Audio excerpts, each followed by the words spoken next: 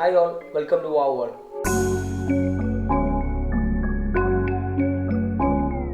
നമ്മൾ ഇന്നിവിടെ അൺബോക്സ് ചെയ്യാൻ പോകുന്നത് ന്യൂ ബാലൻസിൻ്റെ ഒരു പ്രോഡക്റ്റാണ്.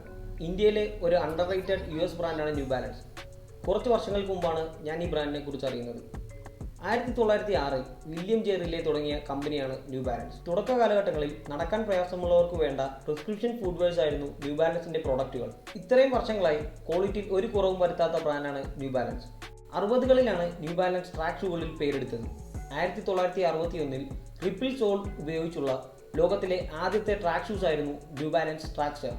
നമ്മൾ ഇന്നിവിടെ അൺബോക്സ് ചെയ്യാൻ പോകുന്നത് ന്യൂ ബാലൻസിന്റെ 574 എന്ന മോഡലാണ്.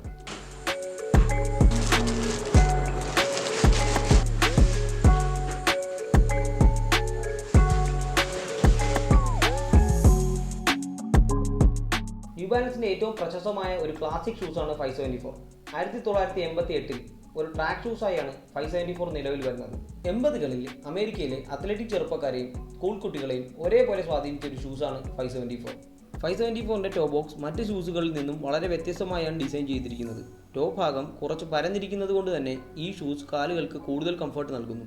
ഹൈ ക്വാളിറ്റി സ്യൂഡ് ഉപയോഗിച്ചാണ് ഈ സ്നീക്കറിന്റെ കൂടുതൽ ഭാഗങ്ങളും കവർ ചെയ്തിരിക്കുന്നത്. കൂടുതൽ കംഫർട്ടിനും സ്റ്റെബിലിറ്റിക്കും ഷോക്ക് അബ്സോർപ്ഷനും വേണ്ടി എൻക്യാപ് മിഡ്സോൾ ടെക്നോളജിയാണ് 574ൽ ഉപയോഗിച്ചിരിക്കുന്നത്.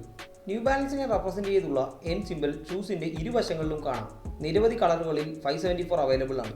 574ന് 6999 രൂപയാണ് MRP വരുന്നത്. പക്ഷേ 50-80% ഓൺലൈൻ ഓഫർ വരുന്നത് കൊണ്ട് തന്നെ വളരെ വിലക്കുറവിൽ ഈ സ്നീക്കർ ആർക്കും സ്വന്തമാക്കാം. വിൻറ്റേജ് ഔട്ട്ഫിറ്റിൻ്റെ കൂടെ ഏറ്റവും അനുയോജ്യമായ ഒരു സ്നീക്കറാണ് 574.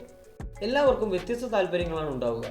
ക്ലാസിക് മോഡലുകളോട് താല്പര്യമില്ലാത്തവർക്ക് 574ന്റെ സ്പോർട്സ് മോഡൽ അവൈലബിൾ ആണ്. അതാണ് ഈ ഷൂസ്.